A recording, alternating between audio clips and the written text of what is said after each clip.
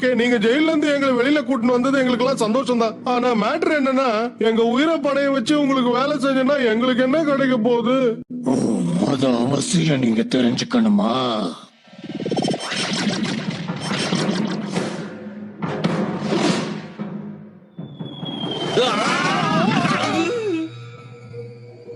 ஒண்ணு ஆகல. நாங்க எப்ப வேலைய ஆரம்பிக்கிறோம்? என்ன வேலை செய்யணும்?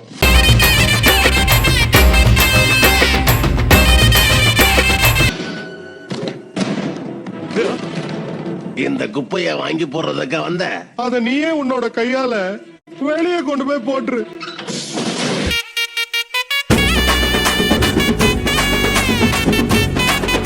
டேய் ஜாக்கி, சரி போறேன். தாராளமா. Tata bye by.